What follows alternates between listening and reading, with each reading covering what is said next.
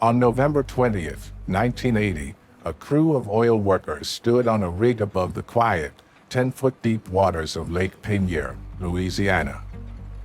Beneath the mud, completely invisible to the surface, lay a sprawling subterranean cathedral, a hollowed-out salt mine stretching 300 feet into the earth. Suddenly, the rig's 14-inch drill bit snagged. Because of a single, fatal mathematical miscalculation, that tiny piece of steel had just pierced the roof of the cavern below. What followed was one of the most terrifying engineering disasters in human history. An apocalyptic whirlpool formed, swallowing 3.5 billion gallons of water. 11 heavy cargo barges, an entire botanical garden, and the oil rig itself. How did a 14-inch mistake tear open the earth and generate enough force to make a river flow backward? To understand the scale of this catastrophe, we first have to look beneath the surface. In the autumn of 1980, Lake Peigneur was a shallow, tranquil body of fresh water. It was exactly the kind of place where locals would fish in small boats, oblivious to the massive industrial world hidden right beneath them. Directly under the lake bed was a geological anomaly, a massive salt dome. For millions of years, extreme tectonic pressure had pushed a pillar of solid salt upward through the Earth's crust. And for decades, the Diamond Crystal Salt Company had been quietly mining it. By 1980, they had carved out an underground metropolis. The mine was composed of vast, cavernous rooms, some with ceilings towering 80 feet high. Miners drove trucks and heavy loaders through miles of illuminated tunnels, suspended in a dry, dark world 300 feet below the sun. They relied on a thick ceiling of solid rock salt to protect them from the billions of gallons of water resting just overhead. It was a perfect equilibrium between human industry and the crushing weight of nature. But that equilibrium was about to be broken. On the surface, the Texaco Oil Company was searching for petroleum. They erected a $5 million drilling rig named Wilson Brothers Rig 20 right on the water. The plan was simple: drill down into the flanks of the salt dome to tap into deep oil reserves. However, the engineers made a catastrophic error before the drill ever touched the water. They were using the wrong transverse Mercator projection system to calculate their coordinates. They thought they were aiming for solid Earth. In reality, they were aiming the drill directly at the roof of the active salt mine. To drill a deep oil well, you do not just point a machine downward and hope for the best. It is a game of microscopic precision, played out on a massive scale. Texaco's engineers relied on a standard reference system to pinpoint their exact drilling location. But investigations later revealed a fatal flaw in the planning phase. The crew had misread the map's projection coordinates, confusing the universal transverse Mercator system with a local mapping grade. On a blueprint, it was a tiny mathematical discrepancy. But out on the lake, that error translated to a physical offset of roughly 400 feet. They weren't drilling safely into the rock beside the salt dome. They were positioned directly above the Diamond Crystal Salt Mine's third level, a sprawling cavern 300 feet underground. On the morning of November 20th, the spinning 14-inch drill bit chewed its way through the mud and bedrock. Everything seemed routine until the depth gauge reached exactly 258 feet. Suddenly, the drill snagged. The crew felt a violent shudder vibrate up the steel pipe. The massive diesel engines on Rig 20 strained as the drill bit jammed. On the surface, the engineers assumed they had simply hit a tough patch of geological rock. They initiated standard procedures to free the stuck pipe, pulling upward with immense hydraulic force. But they hadn't hit hard rock. They had punched straight through the ceiling of a cavern. Down in the pitch-black darkness of the mine, a terrifying sound echoed through the salt corridors. A loud metallic pop, followed by the sharp hiss of high-pressure liquid. Back on the surface, the drill crew noticed something mathematically impossible. The drilling mud, a heavy fluid pumped down the pipe to lubricate the bit, wasn't coming back up. Instead, it was vanishing into the earth. They didn't know it yet. But they had just pulled the plug on a bathtub holding 3 billion gallons of water.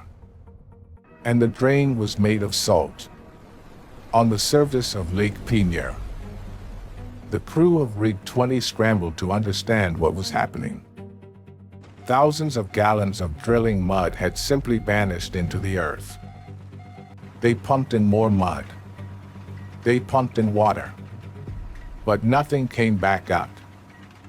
The earth was swallowing everything they threw at it. To understand the terrifying mechanics of what happened next, we have to look at the physics of rock salt. The diamond crystal mine was carved out of a massive dome of halite. Structurally, halite is magnificent. Under deep tectonic compression, it behaves almost like concrete, strong enough to hold up the weight of an entire lake for decades. But it has one absolute vulnerability: freshwater. When the 14-inch drill bit pierced the ceiling of the mine, it created a tiny, high-pressure channel connecting the freshwater lake above to the dry, cavernous void below. At first, the leak was incredibly small. But physics dictates a ruthless law of fluid dynamics. As the freshwater rushed through the 14-inch puncture, it immediately began to dissolve the salt around the edges. Within minutes, the 14-inch hole expanded to 2 feet. The wider the hole became, the more water could pour through. And the more water that poured through, the faster the salt dissolved. It was a perfectly catastrophic positive feedback loop. Deep underground, the 50 miners working the morning shift were completely unaware of the math error above them. They were operating heavy machinery in tunnels 300 feet below the surface. Suddenly, a 55-year-old electrician named Julius Gordon heard something that made his blood run cold. It was a low, unnatural roar echoing through the pitch-black corridors. Then, the ventilation system began to scream as the air pressure inside the massive caverns violently changed. Looking down a dark tunnel, Gordon saw a wall of muddy water tearing through the darkness, carrying fuel drums and debris. The 14-inch hole had now expanded into a gaping, unstable crater. And the entire volume of Lake Peigneur was beginning to fall on their heads. The emergency alarms triggered. The evacuation strobe lights flashed. 50 men dropped their tools and began a desperate, terrified sprint toward the only elevator shaft that could take them to the surface. But to reach it, they had to outrun a surging underground flood. Meanwhile, up on the lake, the surface of the water began to spin.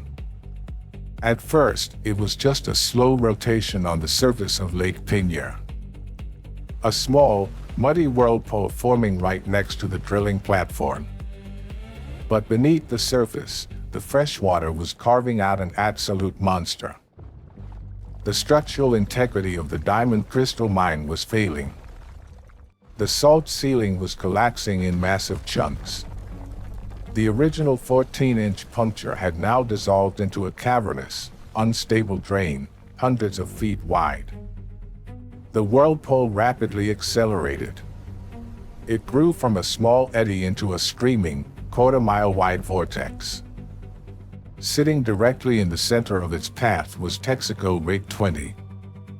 This was a massive, $5 million industrial structure made of solid steel. But against the sheer gravitational force of 3 billion gallons of water pulling downward, it was nothing. The drilling crew scrambled into small boats and fled toward the shore. Looking back, they watched as the towering steel derrick began to groan under the stress. It tilted violently to one side. Then, in a matter of seconds, the entire raid was sucked beneath the churning surface. It did not just sink. It was completely swallowed by the earth. The vortex was now an unstoppable force of physics, consuming everything in its path.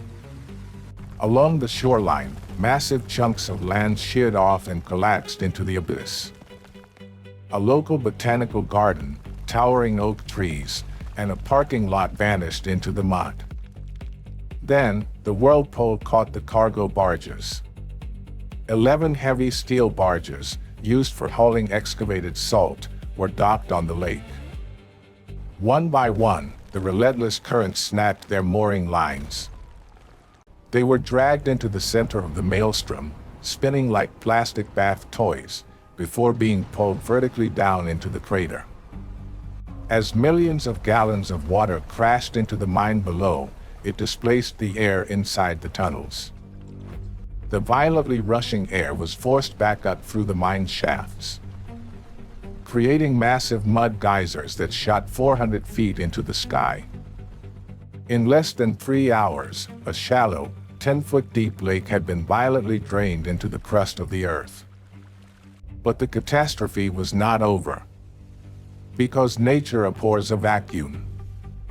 Lake Peigneur was now empty, leaving a massive, muddy crater below sea level. And just a few miles away, connected by a small shipping channel, was the Gulf of Mexico. For millions of years, water has always flowed downhill, running from inland rivers out into the vast expanse of the oceans. But on November 20th, 1980, the fundamental laws of hydrology in Louisiana were temporarily rewritten. Lake Peigneur was gone. In its place was a gaping, muddy crater sitting violently below sea level. But this crater was connected to the Delcambre Canal, a small commercial waterway that normally flowed south into the Gulf of Mexico.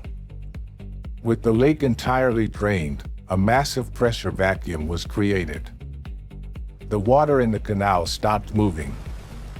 Then, slowly at first, it began to flow in the wrong direction. Driven by the immense void of the collapsed salt mine, the Gulf of Mexico began rushing north, pushing inland, and pouring straight toward the crater. As the salt water reached the sheared edges of the collapsed lake bed, it plunged downward into the abyss, creating a roaring, 164-foot drop. For a few surreal days, this completely flat, marshy region of southern Louisiana boasted the tallest waterfall in the entire state. The sheer volume of the ocean was now refilling the underground void. But what about the 50 men who had been trapped 300 feet below ground? In a true miracle of timing, discipline, and emergency protocol, every single one of the diamond crystal miners managed to outrun the rising floodwaters and reached the surface elevators just in time. The drilling crew on the lake had also successfully scrambled to shore. Despite the apocalyptic scale of the destruction, an entire lake drained, an oil rig swallowed, and millions of tons of earth displaced, the human death toll was exactly 0. But as the waters of the Gulf continued to crash into the crater, the environment of Lake Peigneur was being transformed forever. It took days for the subterranean caverns to completely fill, and for the water levels to finally stabilize. When the churning surface at last went quiet, the landscape had been permanently altered. In a bizarre twist of physics, as the deep water pressure equalized, 9 of the 11 heavy steel barges that had been set down into the vortex abruptly popped back up to the surface, floating like giant, battered corks.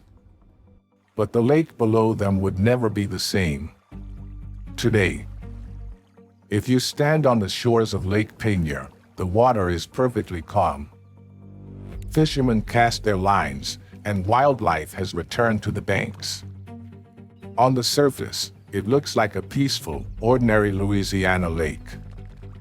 But beneath the water, the scars of November 20th, 1980, are permanent. The Diamond Crystal Salt Mine, once a sprawling underground metropolis, is gone forever, entombed beneath 3 billion gallons of ocean water. The environment itself was irrevocably altered. A shallow, 10-foot freshwater pond was violently transformed into a 200-foot deep saltwater bay, bringing with it marine life and ocean plants that had never existed there before. The disaster at Lake Peigneur stands as a chilling reminder of the limits of human control. We can build massive steel rigs, carve cathedrals out of solid rock, and map the deep earth with incredible technology. But against the overwhelming forces of physics and fluid dynamics, nature only needs a 14-inch window to take it all back. The lake is quiet now. The 14-inch drill bit remains buried in the dark, forever trapped under a mountain of mud and salt. Which engineering disaster do you think holds the greatest lesson for human ambition? Let us know in the comments. And if you enjoy journeys into hidden worlds and the terrifying forces of nature, subscribe to join us for the next documentary.